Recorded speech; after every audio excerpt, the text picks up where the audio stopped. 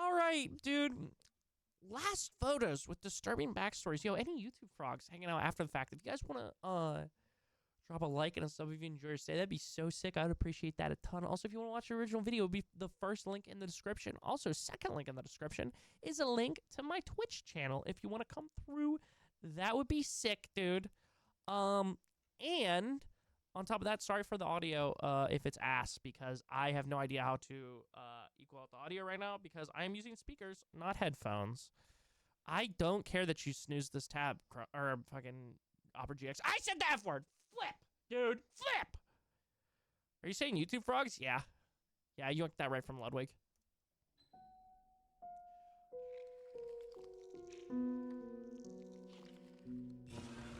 Dude, this guy makes banger videos. Chat, this video is almost 30 minutes, by the way. I hope you guys are ready. Hope you guys are strapped in. Today's video is sponsored by Raycon. I've really been trying to stick to my fitness goals this year, going out for a run near most every day. Finding the motivation can be hard. Chat, is it too loud or too quiet right now? Is it too loud or too quiet? Let me know. But thankfully, I have the perfect partners to help me reach my goals. Raycon's everyday earbuds. Raycons offer amazing quality audio at half the price of other premium audio brands. And for my money, they're the best exercise buddies on the market. Not just because they have a massive 8 hours of playtime and a 32-hour battery life. Not just because they're sweat resistant. And not just because the clear, crisp audio helps keep me pumped up. The secret lies in the optimized gel tips. They're designed to fit comfortably in your ears and actually stay in place, no matter how active your lifestyle. Whether I'm running, walking, or just commuting, they stay snug, comfy, and full of charge. If that wasn't enough, Raycon earbuds also come loaded with features, including 3. Is it still loud? Is it still loud? Sorry. Customizable sound profiles to fit any workout playlist. I've been jogging using balance sound while listening to the Cowboy Bebop OST, and with a simple tap, I can seamlessly switch between noise isolation mode when I'm at the gym and awareness mode when I want to hear what's happening around me. So help support the channel. Is that the Lazy Masquerade right there? Get an awesome pair of earbuds in the process. Click the link in the description box or go to buyraycon.com /masquerade to get 20% off your Raycon purchase, plus free shipping. I'll boost my audio a little bit. Anyways, now that we got that over with, Mr. Raycon himself. On May 12th, 2022, the badly decomposed remains of a still unidentified woman were discovered in a wooded area in Wadesboro, North Carolina, just west of a National Guard armory. Oh. The deceased, a scantily clad white female, estimated to have been between 20 and 40 years of age, couldn't be linked to any missing persons reports in the area. In lieu of her real name, whatever that may be, she was given the moniker Anson County Jane Doe.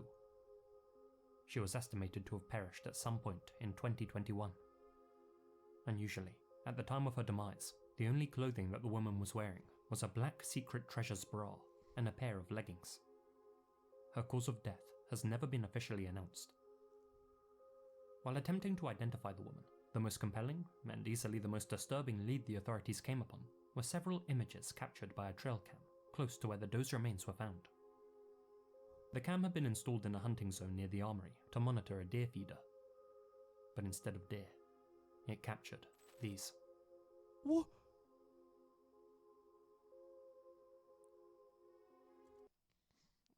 This just looks like how I be walking when I gotta piss in the middle of the night, bro.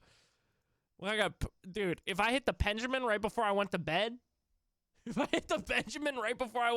bro, I woke up like 2 hours later, I gotta piss real bad. This is how I'm walking. I got a stick, dude. You know what I'm saying? I'm freaking walking. I'm like, oh shit, I'm seeing 2 right now, bro. What the hell, you know? This is crazy though. Bro is out there filming Survivor. Their own Survivor. See, chat, this is why you don't fucking film your own version of Survivor, okay, bro?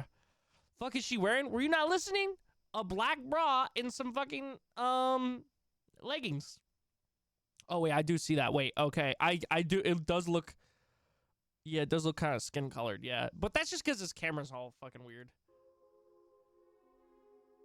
Images of an unknown woman wearing the same clothes as found on the doe's body, stumbling through the woodland on August 22nd, 2021. Bro. She was first recorded that night at 1:33 a.m., entering the frame on the right. In the next image, captured a second later as the clock struck 1:34, she isn't visible at all, suggesting that she was running at the time. Oh. She later appeared again at 4:30 and 4:31 a.m. Okay, dude, I had to make sure the window was closed, okay? This time, hobbling in the opposite direction Oh. and using a large stick to support herself. Oh. This woman is strongly believed to be the Anson County Jane Doe, and though they didn't know why this lone female was wandering through the dense forest in the middle of the night, detectives now at least had a face to work with.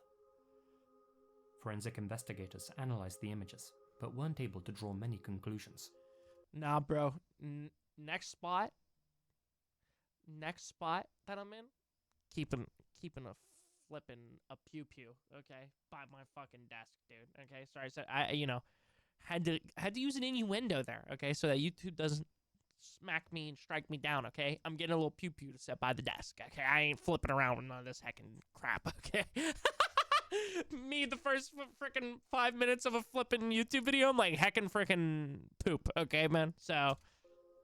It appeared as if the woman's leggings were wet above her knees, Oh. as was the lower half of her stick. That suggested that she had crossed a body of water, likely Culpeper Creek. She had perhaps slipped and hurt herself while doing so, hence the walking stick.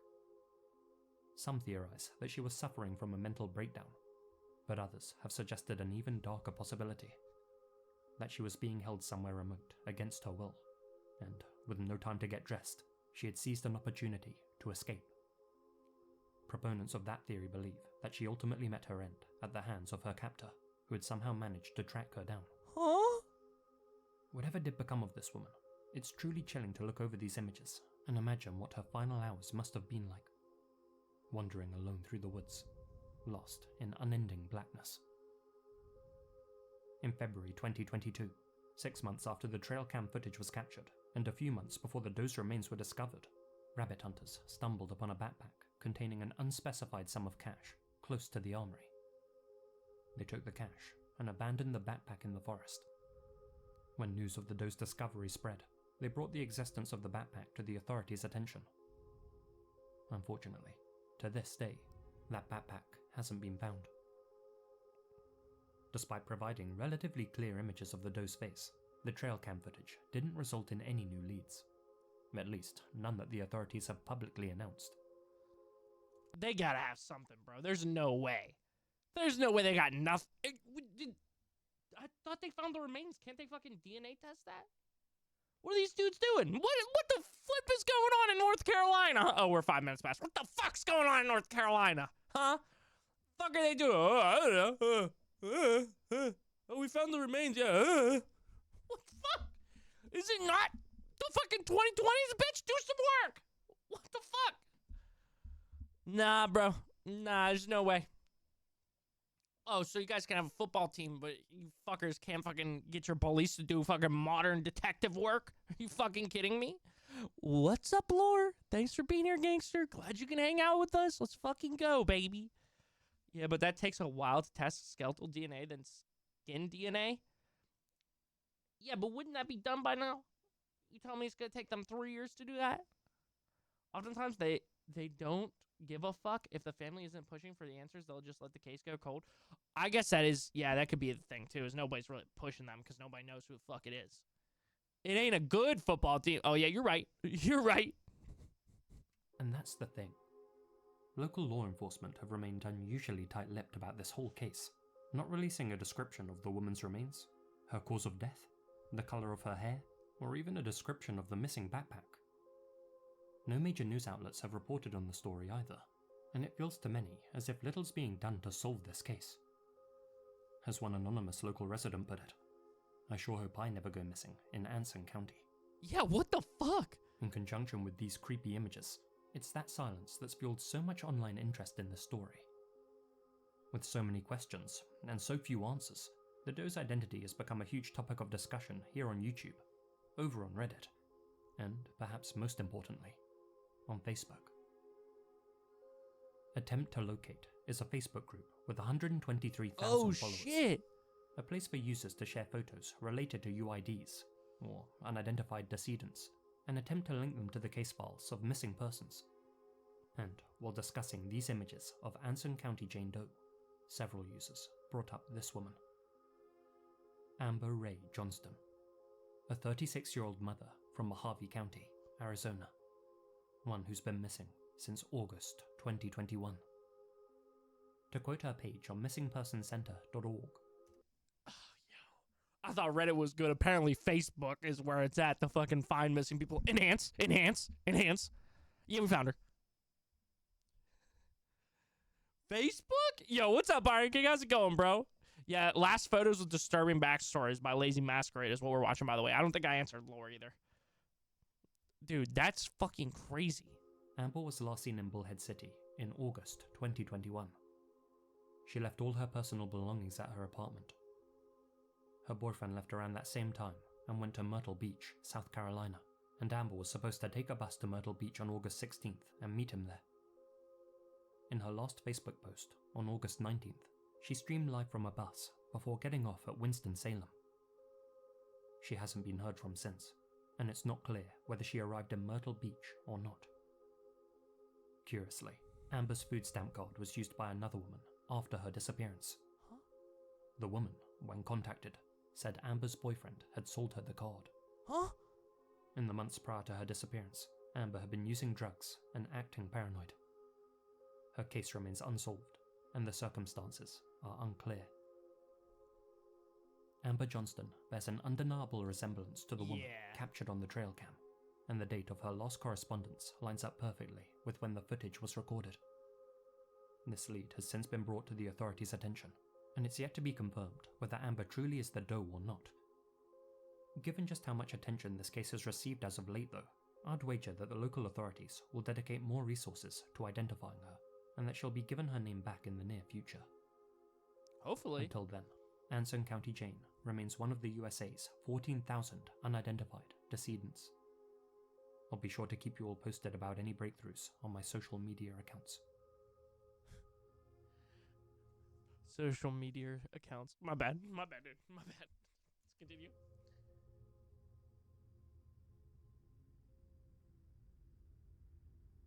This is the last known photo of Snehangshu Sharma, a smart and cheerful 8-year-old boy from Hooghly. No! Fucking Drake strikes again, bro! My bad. 14,000 not going there. The fuck? No, I think that was all of America, right? Is that what he said? If it's all in one spot, that's crazy, dude. That's crazy. If it's all in North Carolina, imagine if it is. But I'm pretty sure he said all of America. But I could be wrong, though. Just give the case to an obsessive white girl and she'll find out everything about this woman. Trust. FBI levels of fucking stalking. Yeah. West Bengal. As reported by India Today, the boy met his end on February 16th, 2024, when he accidentally witnessed his mother, Shanta Sharma, in a, quote, compromising position with her secret lesbian partner, Ifat Parveen. What? Snehangshu became distraught when he saw his mother betraying his father. Little did he realize that his father, Pankaj, already knew about his wife's secret love affair, which had been going on since before they got married, but he had chosen to keep silent about it. Shanta tried to persuade her son to keep quiet too. Secret lesbian lover! Is it looked down upon in India or something like that? What's going on here? Dude, hey, brother. Don't know how to tell you this. You're just in an open relationship. Turn up one time, brother.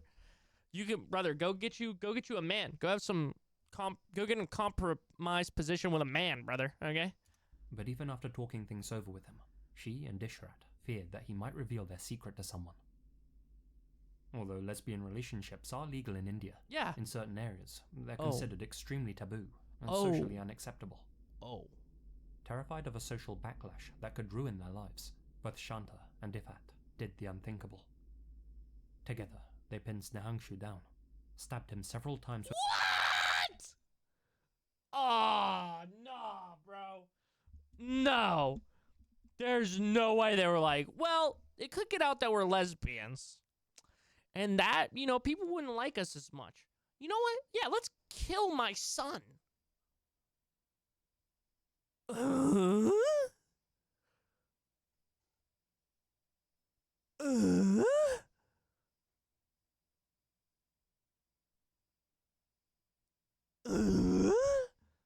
Thinkable. Together, they pinned Snehangshu down, stabbed him several times with a vegetable knife so forcefully that the blade bent, and struck him in the head with an iron rod and a stone idol. They did all this while the boy's father, Pankaj, was at work, and when the only witness at the home was the family dog, Shadow. However, when Snehangshu's cousin came over and discovered the boy's lifeless body inside the home, investigators were quickly summoned and were— What's that, Shadow? What's that, Shadow? What's that? The freaky lesbian couple killed an 8-year-old? What?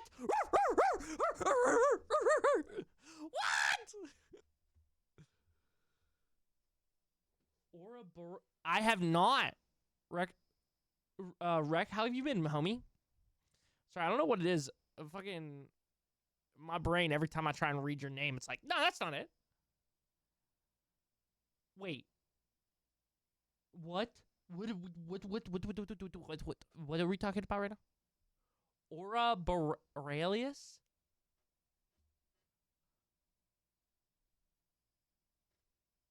Oh yeah, you can see it as south as Alabama tonight. Oh no, were able to identify his killers. Shanta and Nifat's mobile data placed them inside the house with Snehangshu at the time his life came to an end, as did surveillance footage captured by a neighbor. Pretty lights in the sky? Yo. Dude, whenever I go to take my midstream dump, I'm gonna go stand out on my porch. Well, after we get done watching scary videos, I'm gonna have to go out with a gun, dude. Forensic experts also found traces of Snehangshu's vital fluid on both of their clothes and on the stone idol inside the family home. They were arrested 4 days after the slaying, at which point Shanta confessed to taking her son's life out of fear of social embarrassment and ostracization. Deputy Commissioner Biswas stated to the media, "The relationship between Shanta and Ifat was an old one. They used to talk on the phone for hours past midnight. Based on multiple pieces of evidence, we zeroed in on these two women. Shanta was arrested from her home, and Ifat from hers. Both women are currently being held in police custody, awaiting their trial. Snehangshu's father is calling for his wife and her partner to be hanged." What? What? Nah, this dude got pent-up anger, bro. I mean, I get it. Listen, maybe you need, like, an eye for an eye or whatever, but, like, also, like, hung? Dude. No, I think this dude's just pissed. I think this dude, I mean, well, obviously, right? Okay, obviously he's upset, right? But I think he already had some pent-up anger. Why did the lesbians kill the boy? I'm lost because of social pressure. Yo, what's up, Brave the Bear? How's it going, gangster? Bro, am I really about to stand on my deck in the middle of the night in the country where there are animals just to see some lights? Yes, dude, you totally should. Wait, what time is it? Oh, 10:50? Yo, somebody take a pretty picture, bro. I ain't that involved, bro. I ain't that involved or active. I ain't trying to go all the way out there.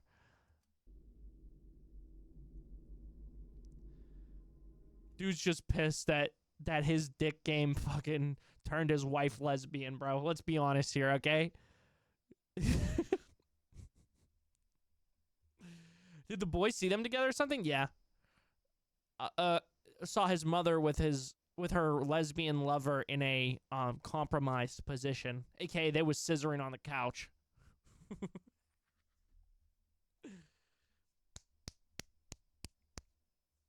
It's so beautiful. Is it greenish? W? Chat. Is scissoring... Cutie Cinderella said that scissoring is not sick. It's actually kind of lame. Is that true? On September 20th, 2022, Emma Brown, age 12, was firing guns with her father, Daniel Brown, at their home in Poolville, Texas. I don't know why I'm saying what, bro. For my 10th birthday, my parents bought me a .22 rifle. I don't know why I'm going, what? Like, I'm fucking shocked. I ain't no liberal.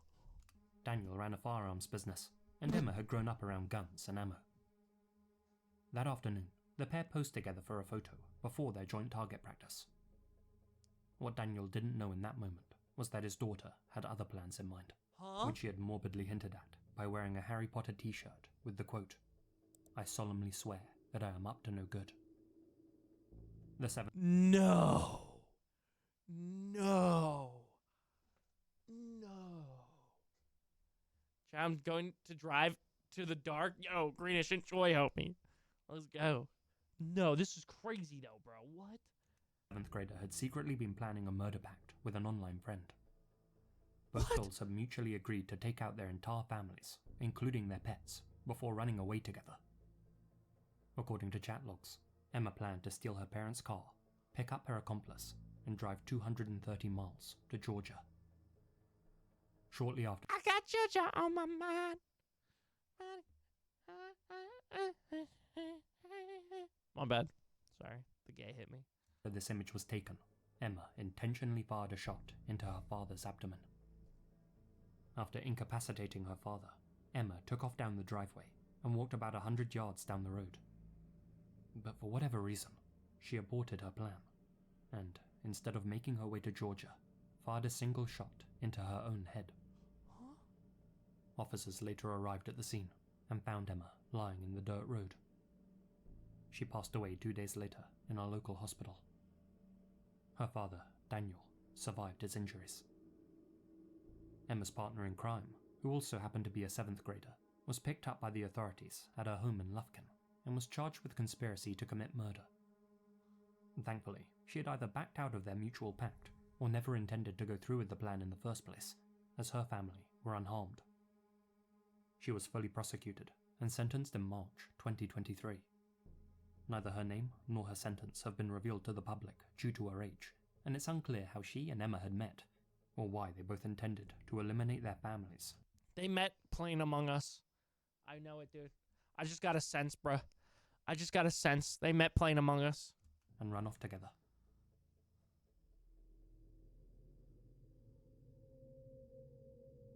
Now that fucking stupid song is stuck in my head.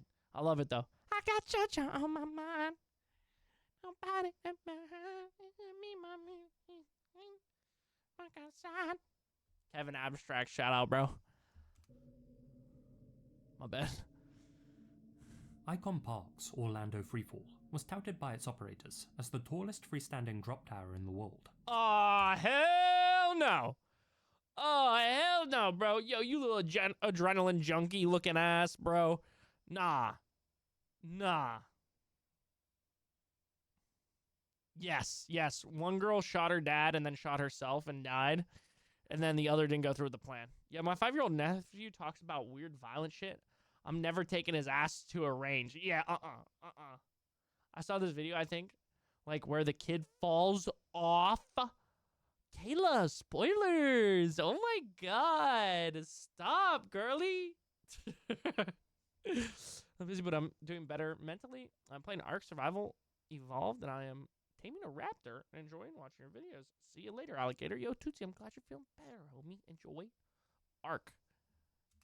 The attraction lifted riders in a gondola 430 feet above the ground, before inclining the seats forward 30 degrees and plunging them into a freefall, breaking 100 feet above the ground. Riders were only meant to experience a 4G thrill, a mild stomach upset, and a few laughs. But on March 24th, 2022, things ended very differently for one park guest. Tyree Sampson was just 14 when he fell to his demise from the Orlando FreeFall drop tower.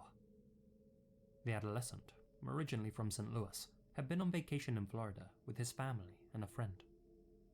When he and his buddy made it to the front of the line for the drop tower, staff were immediately concerned with the boy's size.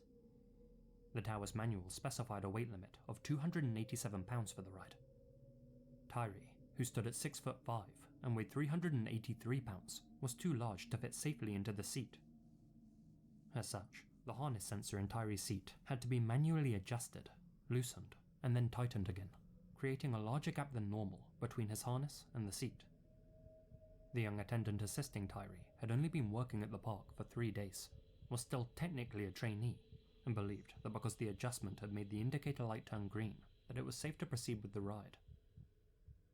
Moments before the ride was activated, Tyree could tell that something wasn't right, and reportedly said to his friend beside him, "I don't know, man. If I don't make it down safely, can you please tell my mama and daddy that I love them?" This photo shows Tyree seconds before the gondola began to rise. His shoulder bar was noticeably looser than his fellow riders. Yeah. After the ride reached its target height of 430 feet, Tyree began to panic, realizing that he wasn't properly secured. But by that point, it was too late. The ride went into freefall. The brakes applied, and because of the G-force, Tyree was effectively sucked through the gap in his harness and hurtled to the concrete, smashing into the ground head first. He died shortly after impact. Video footage of this incident exists, but for obvious reasons, I don't recommend seeking it out. The visuals, and in particular, the sound, are absolutely soul-crushing. Even worse, when viewing it, it's apparent that nobody immediately helped the boy, and park employees can be heard trying to pass the blame. A lawsuit filed by Tyree's family claimed that there were no visible weight limits or scales at the ride location. After learning the details of what happened, I can't help but wonder, why wasn't he turned away? Said Tyree's mother. He'd been refused on other rides, so why not this one? I understand he's a child. He insisted on riding with his friend, I get that. But as an adult, or a ride attendant, that decision should have been made. His feelings might have been hurt, but he would still be here with me. His family filed a wrongful death suit against the owners of the amusement park and settled for an undisclosed amount. The ride has since been dismantled. Bro.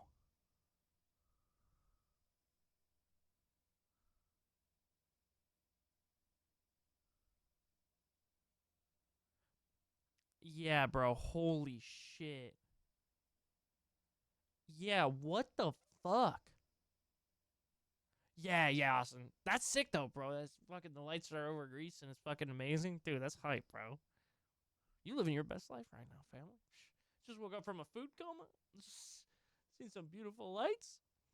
Dude, this is crazy. I literally, yeah. I'm fucking in awe, bro. Not even remotely comparable, but I'm pretty sure that my ass almost got cooked one time on a roller coaster in Kennywood. Yeah, so that was pretty cool. I remember literally holding on, like gripping onto the top of the like thing that's supposed to hold you in place. So yeah, chat, pretty much we were one fucking me not having the strength to hold myself up away from me fucking dying. I forget what ride it was. It was like all dark. I'll have to Google it. Somebody remind me after this to Google the Kennywood ride that I think I almost died on. I know, like, I don't know if there was like a second thing securing me, but I know the thing that was originally supposed to secure me was not, dude. And I literally remember hanging on like this to it. Anyways, bro, this is that was fucking, this is like, all of them are very sad. This is insanely sad because this is so preventable. They shouldn't have had a fucking dumbass working the ride.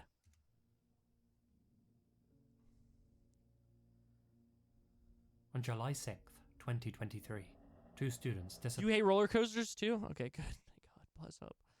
Bless up. disappeared from India's northeastern state of Manipur. Hijam Linthongambi, a 17-year-old Meitei Hindu, had been attending tutorials that morning and was later captured on CCTV riding on a motorbike with her friend, Fijam Hemanjith, aged 20. When both youngsters failed to return home that evening, their families reported them missing. For over 2 months, their whereabouts and well-being remained a mystery. Both sets of parents clung on to hope that their children would be found alive and well. That is, until late September, when this photo went viral on social media. The image shows both missing students seated together in an outdoor wooded area. Linthongambi wears a mask and looks directly at the camera with a scared expression, while Hemanjith's gaze is averted and empty. Two armed individuals, their captors, can be observed in the background. Members of the rival Kuki Christian community who had forced the two students into one of their trucks at gunpoint. In May of 2023, violence had erupted between the Meitei people, who make up the majority of those living in the Yambal Valley region of Manipur, and the Kukizo tribal community, who called the surrounding hills home. The Kuki people have long complained about feeling marginalized and persecuted by the Meiteis, who hold more sway with the state government, and tensions came to a boiling point when the Meiteis demanded official tribal status which would allow them to buy land and settle in predominantly Kuki areas. To date, approximately 200 people have been killed during the conflict, more than 1,000 injured, 60,000 displaced, and countless women essayed and publicly humiliated. Jesus Christ. It's safe to say that atrocities have been committed by both sides. Now, I'm by no means an expert, but from my understanding, the Kukis have a legitimate grievance with how the state government favours Métis people. However, in this case, Kuki militants seem to have taken their frustrations out on two innocent young people and decided to make an example out of them. By the time this image had surfaced online, the conflict had become so inflamed that curfews and internet blackouts were ordered. Another blackout was issued after it was posted too, leading many to hope that peaceful negotiations may result in Linthoi and Himanchith's safe release. But when normal internet services returned on September 25th, a second picture began circulating online. One that showed the bodies of the two students lying in a pit. They were wearing the same clothes as seen in this image, and it's believed that they were executed mere moments after it was taken, likely as revenge against the Métis. Hicham Shantikuma, Linthoi Ngambi's uncle, revealed that these images had broken the poor girl's mother. "She's devastated and faints every few minutes," he stated. She had been anxiously awaiting any news of her daughter's safety, of her return. We had to show her the images to accept that she will never return. Never. The government has utterly failed. There is no governance here. For the past 3 months, they've suspended the internet. Without internet, we'd have never learned about their deaths.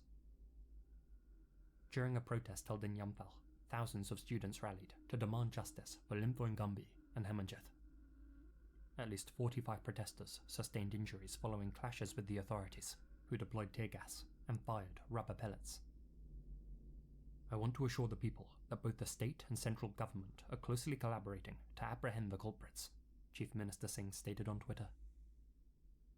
On October 1st, 2023, 4 adults were arrested in connection with the slaying of the students. 2 men, Palminlin Haukip and Smallsom Haukip, and 2 women, Lingnachong Baitakuki and Tinaling Hintang. If found guilty, they'll face the death penalty for taking the lives of 2 young, innocent students caught up in the crossfire of a conflict that they didn't start, that they didn't participate in. Yeah, bro, I feel like it's so fucking unfair. Sorry, let's move away from the mic. It's so fucking unfair that kids get brought into this fucking violence. Like, I feel like there's always something else that you can do to make a stand than fucking do some horrible shit like this, right? Like, if they're truly being oppressed, there has to be something better than mercilessly executing these 2 fucking poor kids, dude. Like, what the fuck? My sister went on a roller coaster with my dad, and she kind of slipped out of the safety bar, and my dad had to hold her in place for the rest of the ride. Jesus. What's up, Kyra? How's it going, homie?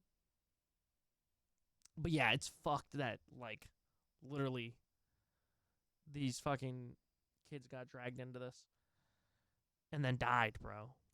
And that they didn't ask for. True, Chucky, true. Darren Charles Mitchell, 21, was a National Guardsman and father from Navasota, Texas. May 26, 2016 was a torrentially rainy day in that part of the Lone Star State, and as Darren travelled down Highway 105 just outside of Brenham, his truck became trapped in flash floodwater which washed out the road. He clambered out into the bed of the vehicle and called his brother to let him know the situation, that he was trapped but still alive. But the floodwater continued to rise at an alarming rate. A high percentage of flood-related fatalities come from being hit by debris, and so, perhaps fearing being struck or washed away, Darren clambered back into the driver's side seat. Shortly thereafter, at 6:29 p.m, he posted this photo to his Facebook page. I've heard about this one. Yeah, because I remember the fucking image. The caption read, "All I wanted to do was go home." But Darren would never get to go home again. Moments after uploading this photo, his vehicle became fully submerged. one local resident, LaShondo Smith, watched in horror as Darren's truck was swept away by the water. All of a sudden, he got back in his truck, and like maybe 10-15 minutes after that, it just flipped and he topsided into the water. It just disappeared. You didn't see tires, his truck, nothing. The following morning, Darren's body was found downstream in Kirkendall Creek. He was far from the only person who lost their life during that flood. Layla Holland, 64, drowned when floodwaters consumed her home. Jimmy Wayne Schaefer, 49, was swept away in his vehicle. Florida Malima, 23, drowned in her car. And Purali Umatia, 59, was found lifeless in Yegwa Creek. Dude, flash floods and shit like that will always be one of the scariest things for me, bro. Like, no matter what, dude. It's terrified me since I was a kid. It's terrified me as an adult. That shit will never not be scary to me.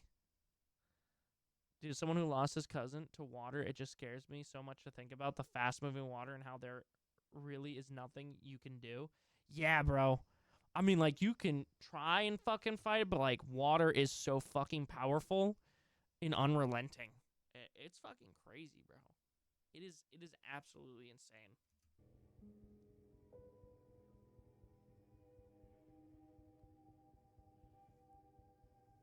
On October 22nd... Oh, Lord. Oh, Lord. Oh, brother. Oh, no. This is not going to end well, is it? It's not going to end well, chat. 1999. 60-year-old Santa Barbara resident, Jan Davis, attempted a base jump from El Capitan in Yosemite Park. Davis's jump was part of an organized civil act of disobedience, protesting new regulations which made base jumping illegal in Yosemite without a permit. By leaping from El Capitan, the group hoped to prove a simple point: that base jumping was completely safe and that it shouldn't be outlawed. The protest was organized in reaction to the drowning death of fellow jumper Frank Gambale III on June 9th. Frank had successfully parachuted from El Capitan, but drowned in the river below while attempting to escape from rangers, ones who were staking out the mountain to catch jumpers breaking the new regulation.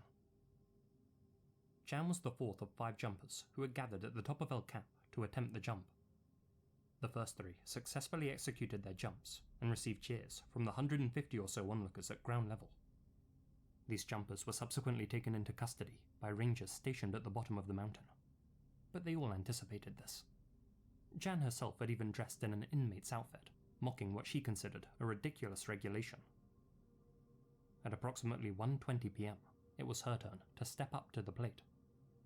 An experienced jumper who had performed stunts in movies like Waterworld and Congo, Jan showed no signs of fear as she shimmied up to the edge of El Cap. One of her fellow protesters gave her a 10-second countdown, and with the shout of 3, 2, 1, see ya ringing in her ears, Daredevil Jan flung herself over the edge of the 3,200-foot mountain. Initially, all appeared well, but onlookers grew concerned when she didn't deploy her chute at the recommended altitude. "Pull, woman," muttered the cameraman as he watched her falling towards the rocks below at full speed. "Dude, she's got problems, man," he said a few seconds later.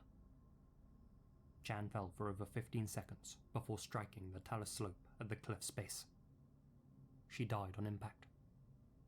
Investigators later found out that Jan was jumping with borrowed gear, fearing that the rangers would confiscate hers upon her arrest. Trouble was, Jan usually pulled the cord on her back. On the borrowed jumpsuit, the cord was on her leg. This likely led to confusion mid-jump, and unfortunately, spelt her doom. Base jumpers argue that by prohibiting the activity, rangers are forcing hobbyists to take unnecessary risks, such as jumping in low light and using older gear that they don't mind being confiscated.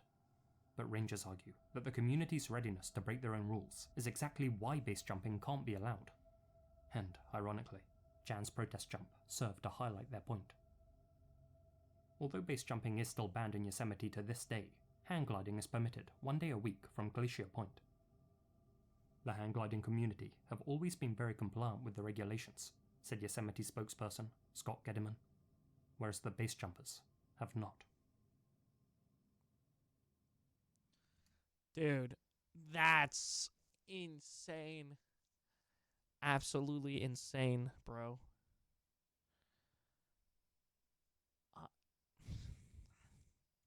I can't imagine, bro.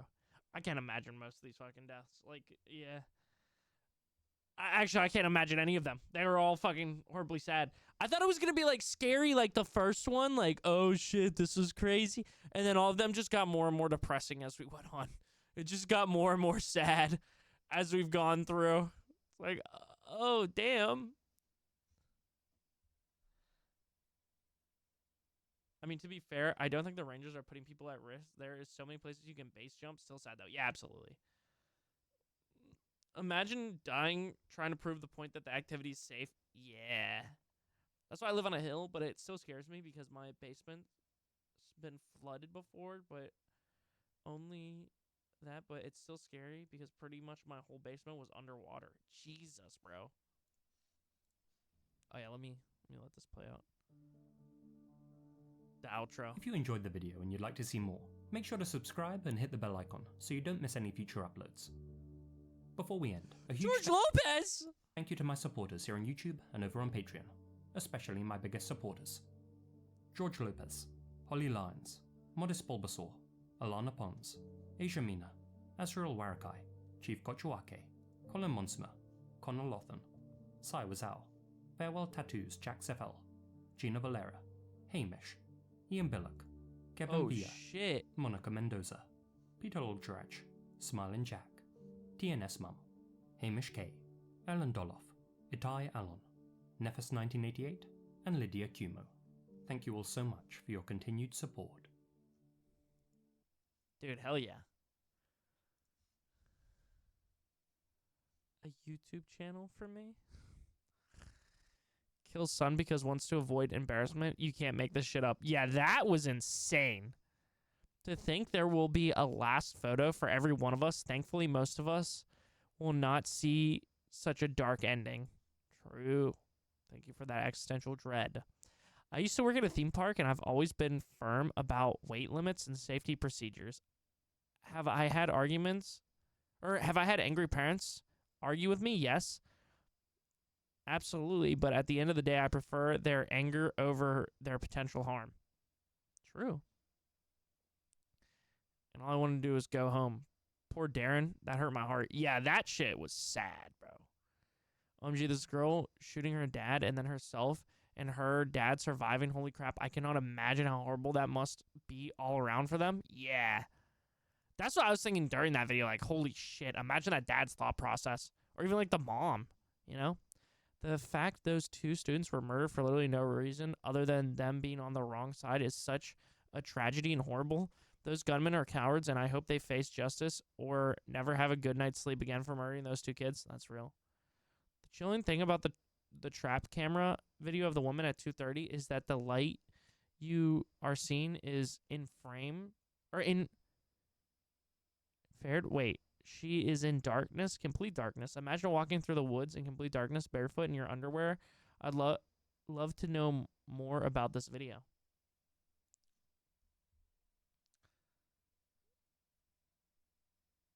Where are the silhouettes? I need to go. EP. Oh, infrared. Holy shit. I'm dumb. I don't see how you can kill your children over that. Like, I understand a situation where being a lesbian is bad there, but your life is still over when you kill your child. Yeah.